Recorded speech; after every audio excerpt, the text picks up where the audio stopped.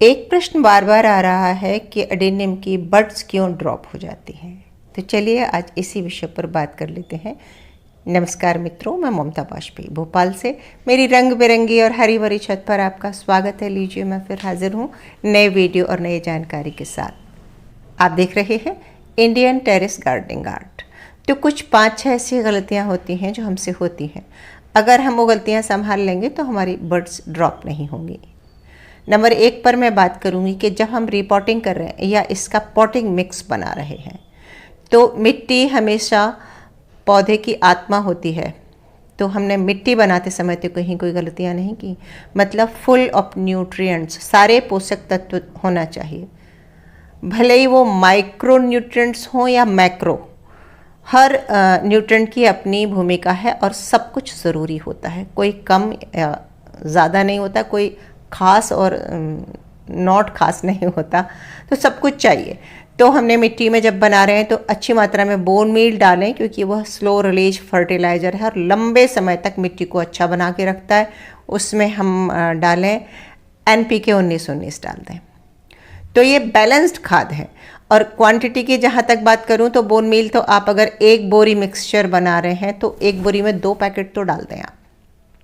आधा किलो के जो आते हैं वो पड़ा रहेगा, धीरे धीरे रिलीज होता रहेगा और लंबे समय तक स्ट्रेंथ देगा। फॉस्फोरस वगैरह सब मिलेंगे उसमें। और साथ ही 19-19 की बात है तो आप समझ लीजिए इस हिसाब से कि जो छोटे गमले हैं उनमें जो काले वाले 4 इंच के गमले हैं उसमें 1/4 टीस्पून और जो 12 इंच के गमले हैं उसमें 1 टीस्पून के हिसाब से। तो आप जब मिट्टी बना रहे हैं तभी ये डाल दें और ज़्यादा कुछ नहीं डालना। फंगीसाइड तो आप सबको पता ही है कि आप डालते हैं। तो आपको बोन मील, फंगीसाइड और NPK 19-19 डालना है ये मिट्टी बनाते समय। अगर इतना सारा मिक्सचर आपने बना लिया है, सारे मैक्रो न्यूट्रिएंट्स की आपने हेल्प से मिट्टी बनाई है और फिर भी बड्स ड्रॉप हो रही हैं, तब आगे क्या गलतियाँ होती हैं इस पर हम बात करेंगे। तो उसके बाद दूसरी गलती होती है कि हम अंडर वाटरिंग कर देते हैं।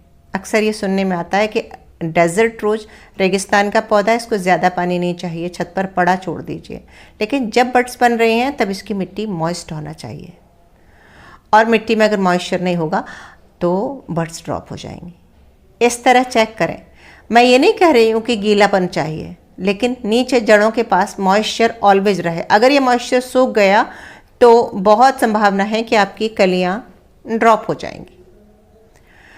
इसी के साथ अगर मैंने ये कह दिया कि मॉइस्चर रहना चाहिए और आपने भर भर के पानी दे दिया तो ओवर वाटरिंग से भी कलियाँ स्ट्रेस में आ जाता है पौधा। Over watering stress, under watering stress, 2 तरह के स्ट्रेस में प्लांट आता है। तो आपको ऐसी मिट्टी बनाना है कि यदि आपने ओवर वाटरिंग कर भी दी है ना तो वो मिट्टी उस पानी को होल्ड ही नहीं करे और वो ड्रेन आउट हो जाए। लेकिन आप ध्यान रखें कि कलियाँ आ रही हैं पौधे में तो पानी कम नहीं होना चाहिए। तीसरी गलती जो होती है हमसे अक्सर कि हम ये देखते ही नहीं है कि हमारे टेरेस पे कितनी धूप आ रही है। ये डेजर्ट रोज है, इसकी खुराक खाना है धूप। अगर धूप है तो फूल कलियाँ भी अच्छी आएंगी, फूल भी बनेंगे। और अगर थोड़ी सनलाइट कम है तो कई बार फूल अच्छे नहीं बनेंगे और बड्स ड्रॉप भी हो सकती हैं। तो मैं फिर से रिपीट करती हूँ, मिट्टी बनाते समय समृद्ध रिच अच्छी मिट्टी बनाएं और पानी अंडर वाटर ओवर वाटरिंग नहीं करें और सनलाइट में रखें। इसके अलावा आप ये सब भी कर रहे हैं तो क्या कारण हो सकता है? तो एक कारण फिर और हो सकता है कि आप जो छोटा पौधा लाए हैं उसकी उम्र अभी कच्ची है, उसमें 2-4 कलियां बनी हैं और वो ड्रॉप हो गई। इसके लिए हम कुछ नहीं कर सकते। जैसे कि हम ह्यूमन बीइंग्स में ही कहते हैं कि एक उम्र के बाद बच्चा होना चाहिए, तो फूल प्रोड्यूस करने की एक उम्र होती है। अगर उससे पहले बच्चा पौधा है, नया आप खरीद कर लाए हैं, 1-2 साल ही पुराना है और उसमें उतनी स्ट्रेंथ नहीं है पौधे में, तो अगर 10 बड्स आएंगे तो उसमें कुछ ड्रॉप हो जाएंगे, 1-2 फूल खिल जाएगा। एक कारण ये होता है। इसमें आपको तनाव लेने की ज़रूरत नहीं है। लेकिन अगर आपका पौधा मैच्योर भी है और आपने मिट्टी भी अच्छी बनाई है, सनलाइट में भी रखा है और आप पानी का भी ध्यान रख रहे हैं, फिर भी बड्स ड्रॉप हो रहे हैं, तो कुछ माइक्रो न्यूट्रिएंट्स की कमी हो सकती है।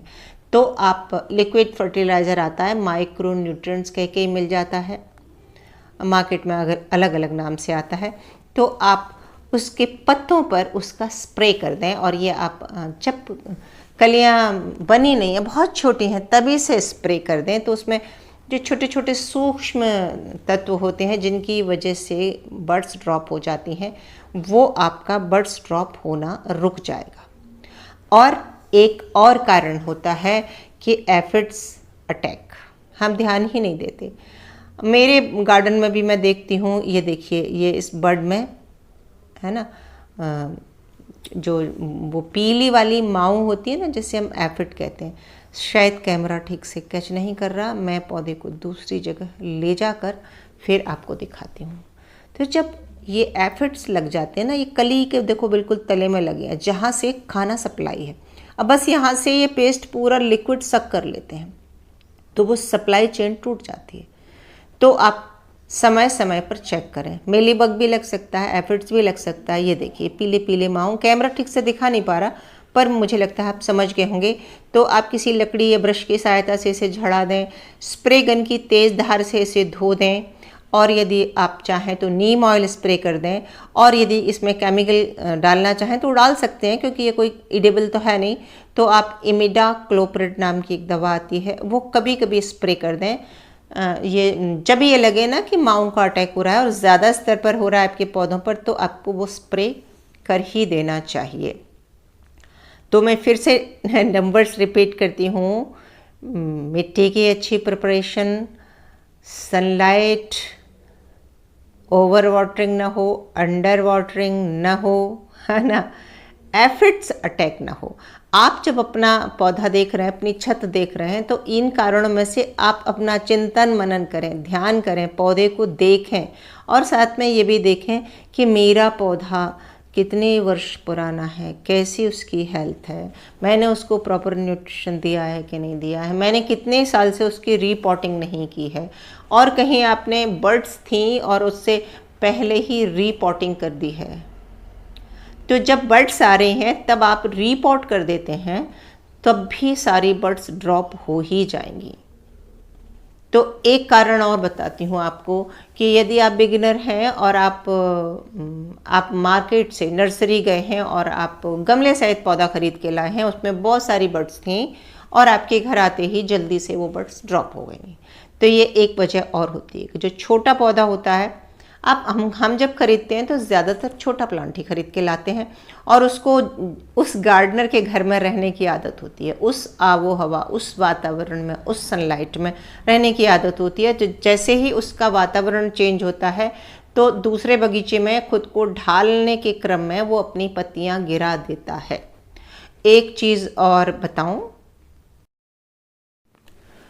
एक चीज़ ये कि अगर तापमान में एकदम से उतार चढ़ाव होता है, टेम्परेचर एकदम से हाई चला जाता है, जैसे कि अभी हो रहा है, बीच में कहीं ओले गिर गए तो ठंडा हो गया, फिर ओले के दूसरे ही दिन एकदम से तेज़ धूप निकले, तो ये जो उछाल होता है तापमान में, कम और ज़्यादा हो जाना उछाल, तो ये भी एक कारण होता है बर्ड्स ड्रॉप का। तो बर्ड्स ड्रॉप में इतना टेंशन नहीं लें। हाँ, आपको जानकारी होना चाहिए और आप अपनी तरफ से हर चीज़ का ध्यान रखें जो मैं आपको बता रही हूँ। एक और महत्वपूर्ण बात बताती हूँ कि ज़्यादातर क्या होता है कि हम बहुत एक्स्ट्रा केयर करते हैं।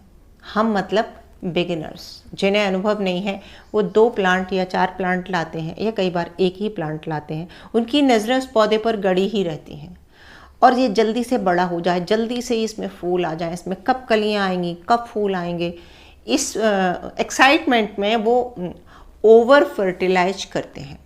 और बहुत सारे वीडियो देखते हैं, मान लीजिए उन्होंने कहीं देख लिया कि पोटेशियम से फूल की साइज चमक अच्छी आती है, लेकिन अगर पोटेशियम पोटास ओवर मात्रा में गया तो वो पौधे को भी बर्न कर देगा, पत्ते भी जल जाएंगे और आपका बड ड्रॉप हो जाएगी।